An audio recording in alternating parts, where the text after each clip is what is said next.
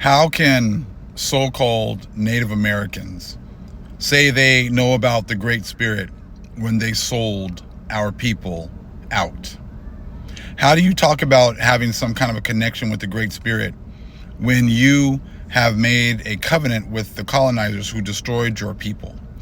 Now I understand like why we receive so much hate, and why they just ignore us when we go to their their events and things like that, but they accept the so-called Europeans. Oh, they can be Native American. Oh, I'm Cherokee. I'm like, wait, what? You're what?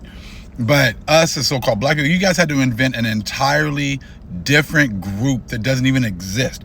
You had to make a black group, a Native American group, an Afro-American group, colored group, whatever else, just to purge us from being the original people. You're willing to accept people like this. You're willing to accept people that look like this as being native because maybe they're 1/16th, have 1/16th native blood, right? From your quantum blood, whatever, test that you guys talk about. But you don't even tell people that you waited 75 years for our people to die off, for you to kick us off the rolls or whatever else, and then keep telling us that color doesn't matter, when that's exactly what you did. One drop rule excludes us from being native. But these other people, so-called white people, can be 1/16th native blood, and they're in. They get all the perks. You guys worked this entire system out in order to exclude us as a people from, the benefits that we were supposed to have after we were the ones that suffered slavery, and you went ahead and helped everyone else except us, and you guys went along with that. So explain to me exactly how you have the Great Spirit, how you know the Great Spirit when you've been in cahoots and in league with the enemy of the Most High this whole time.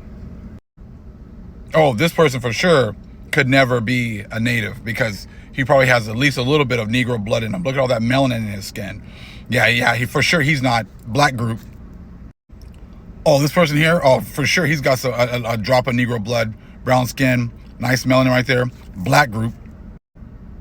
Oh, look at this beautiful sister right here. Oh yeah, for sure she's got too much melanin, black group. She's not native. Even though there's statues that have been here way before, these Europeans got here that depict us right here in the Olmecs.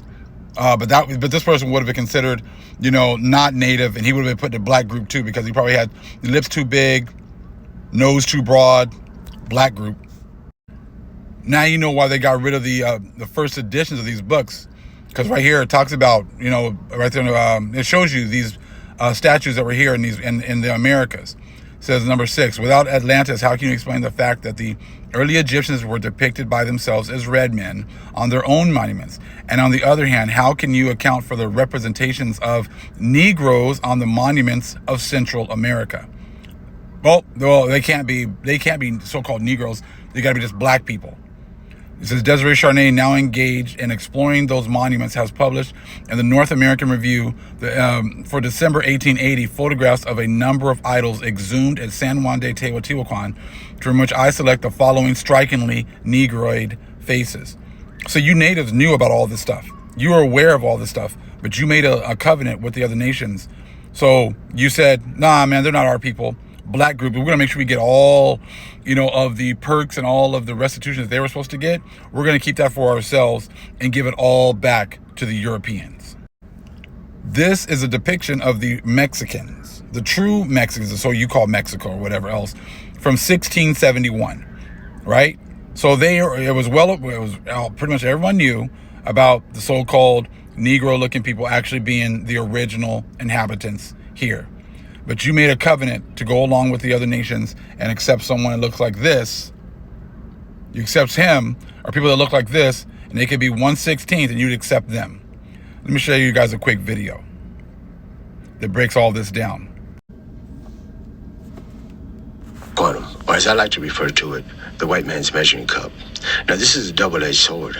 While I understand that some indigenous nations use it so as not to be bred out of existence, I also understand that this was a policy not of addition, but one of subtraction. Yeah. One that gave the white man the final say-so as to who would and wouldn't be recognized as Native American. The United States has a long history of breaking treaties with indigenous people, and by using blood quantum, or the percentage of indigenous blood within a person, to determine who was of a certain tribe, literally gave the government the ability to erase indigenous people simply with a stroke of a pen. They used this policy to their advantage. You see, tribes were allotted a certain amount of land, and members of that tribe within that land were allotted certain parcels. Now, by eliminating people off the rolls, what they did was create a surplus of land. This, in turn, was sold to corporations and those not of indigenous blood. This policy was used to reduce Native American lands from 148 million acres in 1887 to just 48 million acres by 1934. Does no one else find it ironic that at the same time they were using this policy to determine who was or wasn't of an indigenous tribe, Right here. they were using the one-drop rule to determine who was or wasn't African American? Right there. You had to have this much blood to determine whether or not you were worthy of the scraps that fell off the white man's table, or this much blood to determine whether or not you were black and therefore suffered the consequences. Both measured by the white man's measuring cup. I said all that to say this: subjugation is no longer instituted and enforced by whips and chains, but by the mark of a pen or the bang of a gavel. So you see, how can you have the Spirit? How can you have the Great Spirit? How can you have the Holy Spirit when you have been a tool of the colonizers? You think because you have a card, you think because the government has recognized you as being the native that all of a sudden that makes it true? These people have lied about absolutely everything. And you've now gone along with it. And now you're going to suffer the repercussions. And those repercussions are not going to be anything nice at all. So you got, and it's like, you can't keep putting everybody into all these groups. I know there's no such thing as a Native American. There's no such thing as a Mexican. There's no such thing as an African American, okay? It's sheep and goats. That's all that there is. Two groups. That's it. All these proverbs are just nothing but distractions. If you're working with the Most High, if you are clinging to the Israelites, the Most High is dealing with you. The Most High has awakened you at this time. The Most High is dealing with you. If he's not, and you've been getting all these perks, and you seem to think that the fact that we're getting, the Most High is giving us this information, that's wrong, and all of a sudden we're racist because we're bringing out your lies, so that just shows you the spirit that is on you. Obadiah is not just for the so-called white man. It's also for people who have gone in league with the other nations as well. Let's look at Obadiah 1. For thy violence against thy brother Jacob, a shame shall cover thee, and thou shalt be cut off forever. Okay, all these people who've gone in league and made covenants with these colonizers, these Europeans, this stuff is going to happen to you too. In the day that thou stoodest on the other side, in the day that the strangers carried away captive his forces, and foreigners entered into his gates, and cast lots upon Jerusalem, even thou wast as one of them. You natives, you were just as one of them. You went along with this garbage. You went like they were casting lots for our lands, and you went along. That's what the guy just said. You had 150 million acres. You got left about 50. 100 million acres went back to him. You got to keep 50 million. He took 100 million that was meant for us. Okay, so again, and foreigners entered into his gates and cast lots upon Jerusalem. Even thou wast as one of them. But thou shouldest not have looked on the day of thy brother, and the day that he became a stranger. Neither shouldest thou have rejoiced over the children of Judah, and the day of their destruction. Neither shouldest thou have spoken proudly in the day of distress. You've been speaking loudly, talking about how we're not the people because you got a card, because you got government approved. Thou shouldest not have entered into the gate of my people, in the day of their calamity. Yea, thou shouldest not have looked on their affliction in the day of their calamity, nor have laid hands on their substance in the day of their calamity. Neither shouldest thou have stood in the crossway to cut off those that did escape. Neither shouldest thou have delivered up those of his that did remain in the day of distress. For the day of the Lord is near upon all the heathen.